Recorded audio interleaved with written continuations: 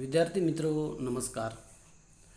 समकालीन मराठी कथा या पाठ्यपुस्तकातील बाजा ही उषा किरण आत्राम यांची कथा आज आपण या व्हिडिओ लेक्चरमधून अभ्यासणार आहोत. प्रस्तुत कथा ही आदिवासी साहित्य प्रवाहातील अत्यंत महत्त्वपूर्ण कथा असल्याने प्रारंभी आपण आदिवासी साहित्य प्रवाहाची ओळख या ठिकाणी करून घेऊया.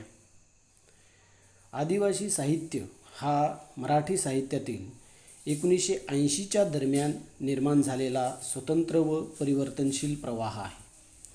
स्वातंत्र्यानंतर शिक्षणाच्या सार्वत्रिकीकरणामुळे आदिम जमातीतून संवेदनशील, सृजनशील, जागृत आत्मभान प्राप्त झालेली साहित्यिकांची पिढी निर्माण झाली. या पिढीने आदिवासींच्या सर्वांगीण उत्थानाचा प्रश्न घेऊन प्रस्थापित समाजव्यवस्थेला जाब विचारण्यास सुरुवात केली.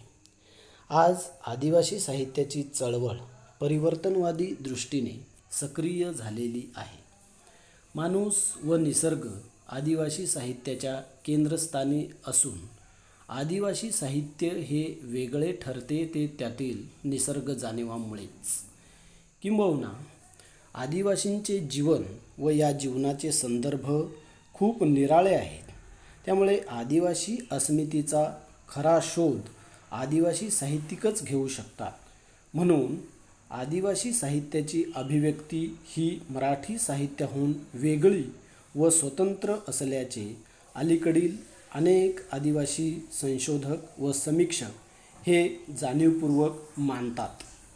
अन्याय, अत्याचाराविरुद्ध संघर्ष व आदिम संस्कृतीचे जतन हे आदिवासी साहित्य प्रवाहाचे मुख्य ध्येय आहे.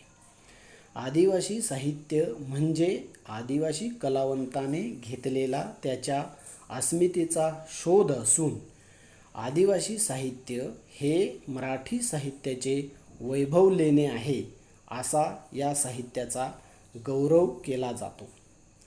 लोकसाहित्याची समृद्ध परंपरा असलेल्या आदिवासी साहित्यिकांनी अलीकडे ललित साहित्यातील कविता, कादंबरी, कथा, नाटक, आत्मचरित्र अशा सर्वच प्रकारांमध्ये समर्थ लेखन केले आहे.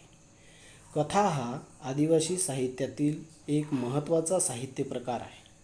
अनेक कथाकारांची कथेच्या क्षेत्रातील कामगिरी उल्लेखनीय असून उषा किरण आत्राम ह्या महत्त्वाच्या आदिवासी कथाकार आहेत. हे छायाचित्र आहे उषा किरण दादाजी आत्राम यांचं. जुन्या पिढीतील पहिल्या व महत्त्वाच्या आदिवासी साहित्यिक ही त्यांची विशेष ओळख. 28 एप्रिल 1954 साली भद्रावती तालुक्यातील नंदोरी येथे आत्राम यांचा जन्म झाला. लहानपणापासूनच अत्यंत कठीण परिस्थितीवर मात करीत त्यांची जडणघडण झाली. कॅन्सरसारख्या दुर्धर आजाराशी लढा देत त्या या आजारातून मुक्त झाल्या आणि त्यांना पुनर्जन्म मिळाला. राजपत्रित अधिकारी म्हणून महाराष्ट्र शासनाच्या सेवेतून 2012 साली त्या निवृत्त झाल्या. सध्या कचारगड, जिल्हा गोंदिया येथे आदिवासी भाषा संशोधन केंद्राच्या संचालिका म्हणून त्या कार्यरत आहेत. त्यांच्या साहित्यिक कामगिरीवर जरा नजर टाकूया.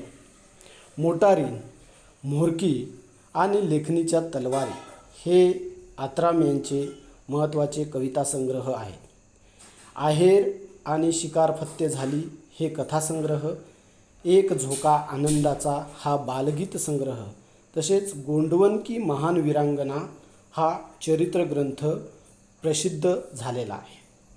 विविध विद्यापीठाच्या अभ्यासक्रमामध्ये त्यांच्या साहित्याचा समावेश झालेला असून 9व्या अखिल भारतीय आदिवासी साहित्य संमेलनाचं अध्यक्षस्थान त्यांनी भूषवलेलं आहे.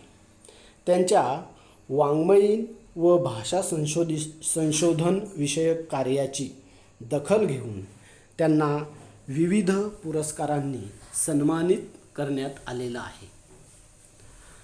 आता आपण बाजा कथेचं कथासूत्र विचारात घेऊया. उषाकिरण आत्राम यांच्या आहेर या कथासंग्रहातली ही कथा आहे. नंतर ती शिकार फत्ते झाली या त्यांच्या कथासंग्रहामध्ये समाविष्ट करण्यात आलेली आहे. कर्जात बुडालेल्या व वेठ बिगारीचा बळी ठरलेल्या आदिवासीची व्यथा बाजा या कथेत साकारलेली आहे. जन्मताच मुका असलेला बाजा रामय्या सावकाराच्या अनन्वित अत्याचाराचा बळी ठरतो. सावकार त्याचे खूप हाल करून त्याला मारतात. याचे हृदय पिळवटून टाकणारे चित्रण या कथेत आलेले आहे. शिक्षणामुळे बाजाचा मुलगा पेंटा याला आत्मभान येते. तो सावकारी अत्याचाराचा प्रतिकार करतो व आपल्या बांधवांची वेठबिगारीपासून सुटका करण्यात यशस्वी होतो.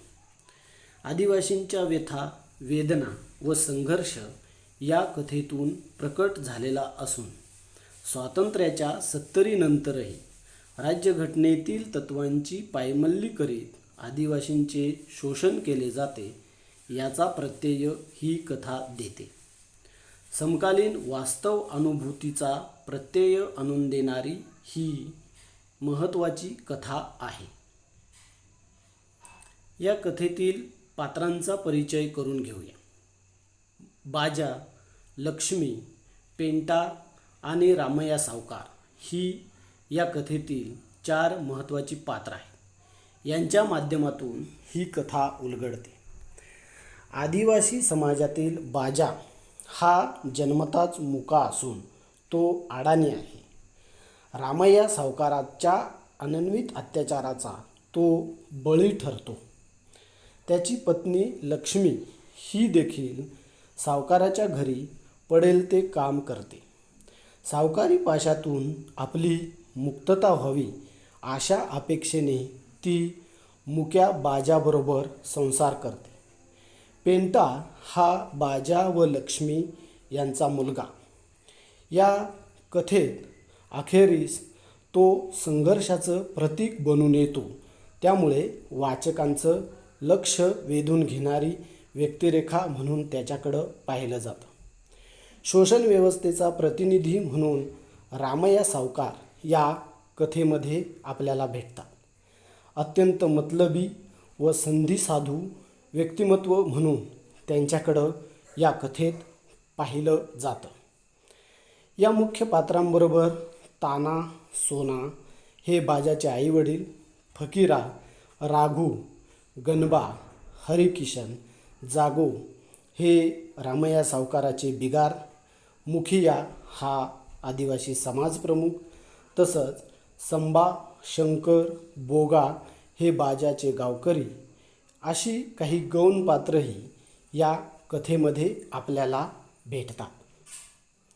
आता आपण या कथेचं कथानक ध्यानात घेऊया. जन्माने मुका असलेला बाजा रामय्या सावकाराकडं बिगार काम करीत असे. त्याचे आईवडील व आजी आजोबांनीही आयुष्यभर सावकाराकडे वेठबिगारी केली. पण सावकाराचे कर्ज न फिटल्याने बाजा व लक्ष्मी त्याच्याकडे राबतात.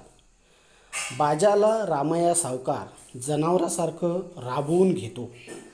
पावसाळ्यात धान शेतीच्या कामात सावकाराचा एक हल्या मेला म्हणून बाजाला अवताला जुंपलं जातं. असह्य वेदनांमुळं बाजा हे काम नको अशी विनवणी करतो. कारण हे काम करत असताना बाजाला प्रचंड वेदना होतात. पण सावकार ऐकत नाही. नवा हल्या येईपर्यंत नांगर ओढण्याचा आदेश तो देतो आणि या कामाला त्याने नकार दिल्यास चाबकाने मारण्याची धमकीही बाजाला दिली जाते. 8 दिवस बाजा नांगर ओढतो. चिखलातील गोमा, किडे त्याच्या पायाला चावतात. पावसात भिजल्याने त्याला ताप येतो म्हणून तो काही दिवस कामाला जात नाही. तेव्हा त्याचा मुलगा पेंटा कामाला जाण्याची तयारी दर्शवतो. पण वेठबिगारीचं हे काम आपल्या मुलाने करू नये म्हणून लक्ष्मी व बाजा त्याला सावकाराकडं कामाला जाण्यास नकार देतात. यावेळी पाथीचा बैल जसा मेढाच्या भोवती गोलगोलच फिरत राहतो, तसेच हे वेठबिगारीचे चाक असेच फिरत राहील का आमच्या पिढ्यानपिढ्यांच्या जीवावर, असा विचार बाजाच्या मनात येतो. सावकाराच्या जुलूमशाहीला कंटाळून बाजा पळून जातो. त्यावेळी त्याचा शोध घेऊन त्याला सावकाराकडून मारहाण होतो. पळून गेलेल्या बिगाराची अवस्था खूप वाईट होते. त्याला कोणीही नंतर कामावर घेत नाही. त्याला मारहाण केली जाते आणि त्याची ससेहोलपट होते. बाजाची अवस्था तशीच झालेली असते. कामावर येत नाही म्हणून एक दिवस रामया सावकार बाजाच्या घरी जातो व त्याला शिवीगाळ करतो.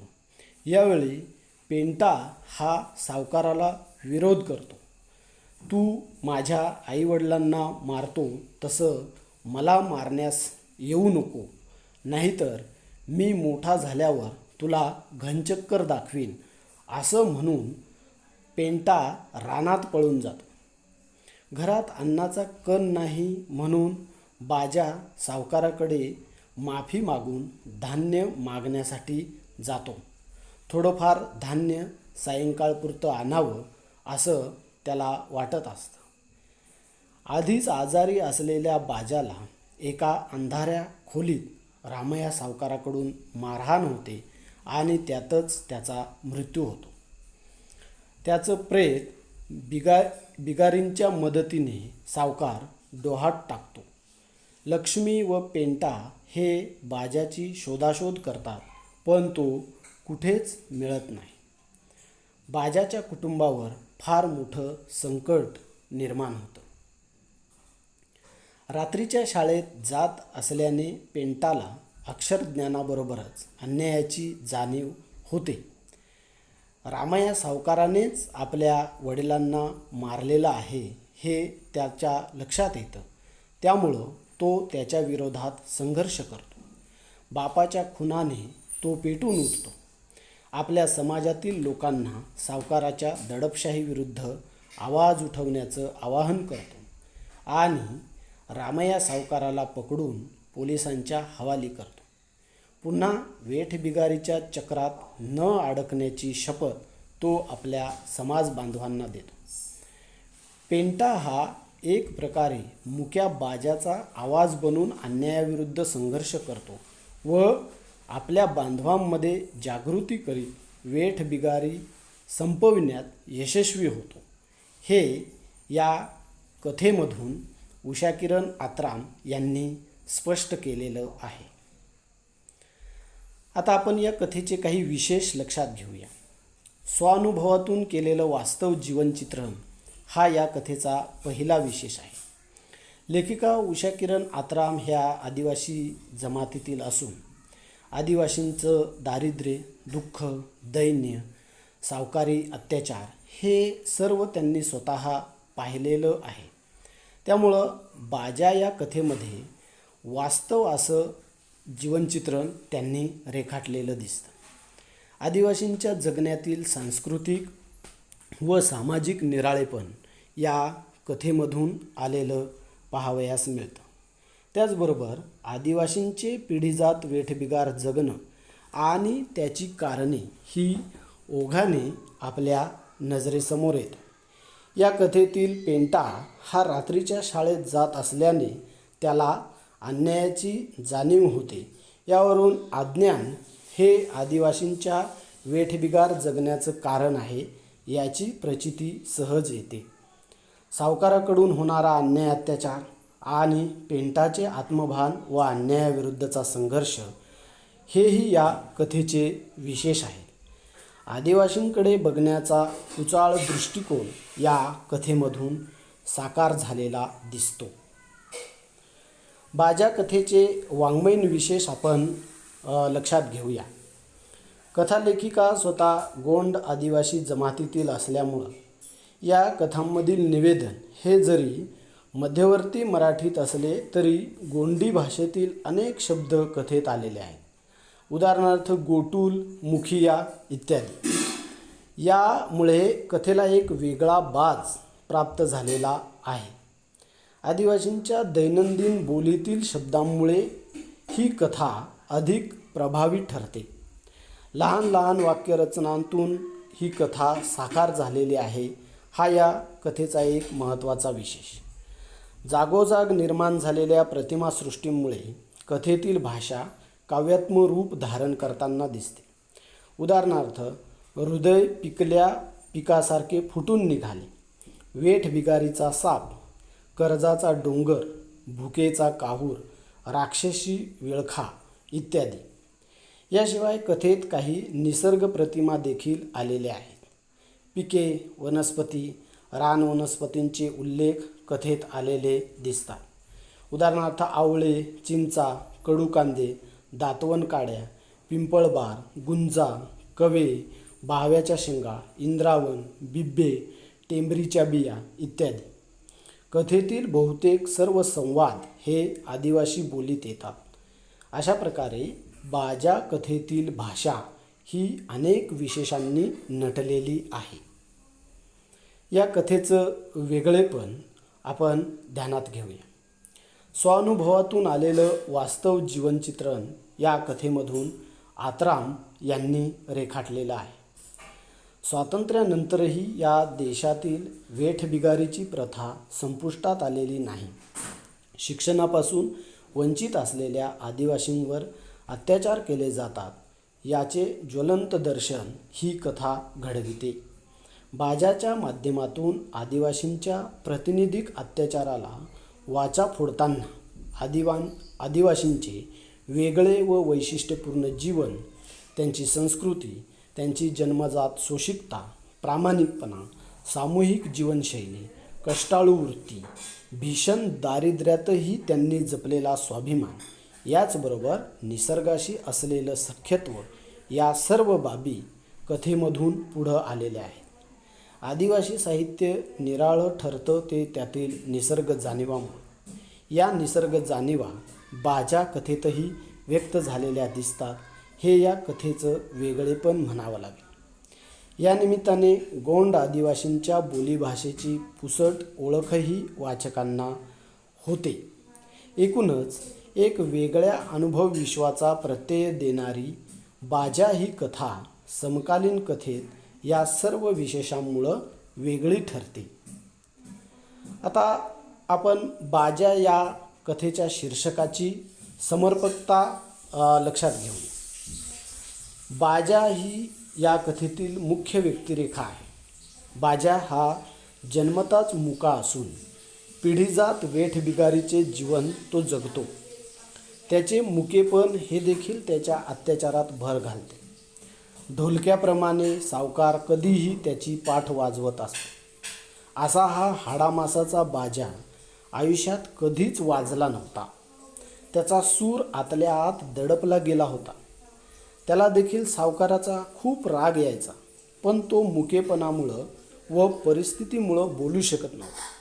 या परिस्थितीशी दोन हात करण्यास सज्ज होतो तो बाजाचा मुलगा पेंटा.